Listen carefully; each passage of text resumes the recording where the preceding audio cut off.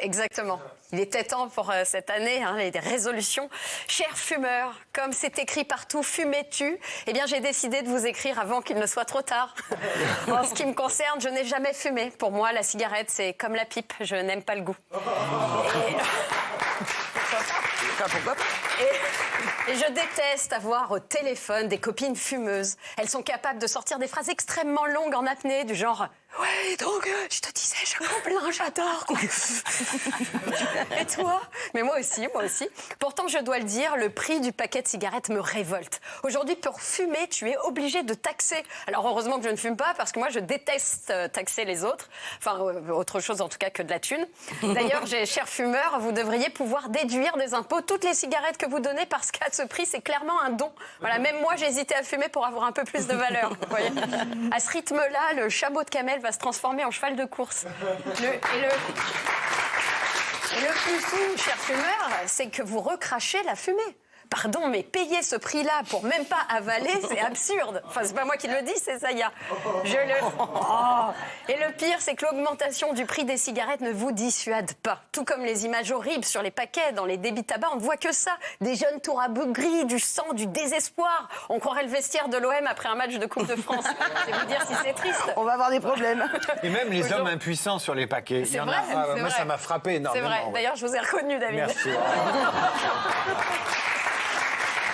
C'est facile. Aujourd'hui, tu fumes, t'es démembré. Ça te coûte un bras puis 2 poumons. Comme on dit, cyclope, ça coûte un œil. Cyclope, un œil. Non, mais bien.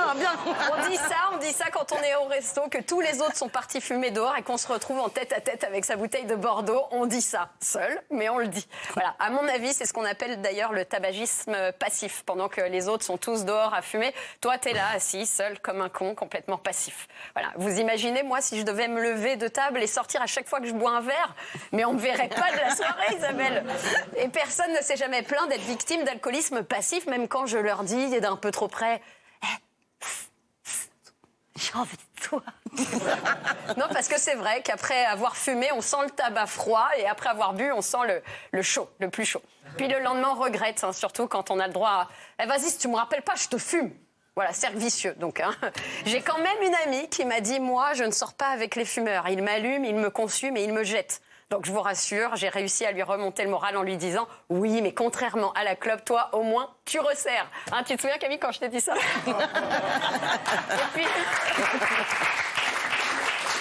J'ai pas de répartie, bravo Léa. Et puis fumer, c'est mauvais pour la santé, enfin. Mais si vous voulez vous faire du mal, gagnez du temps, les fumeurs. Mettez un gilet jaune et entrez dans un quart de CRS. Bon, et je parle même pas de la multiplication des vapoteurs. Alors, eux, sous prétexte que c'est pas du tabac, ils t'envoient des nuages de vapeur caramel, gingembre, citron, en plein visage, tranquille. Moi, je pense d'ailleurs à écrire un livre sur la magie qui s'appellera Harry Vapoteur et le nuage qui pue. Voilà. Bon, mes chers fumeurs, je vais m'arrêter là. Je sens que j'ai pas fait un tabac avec cette chronique. Et puis, de toute façon, je suis comme l'alcool, à consommer avec modération. Merci beaucoup, Léa.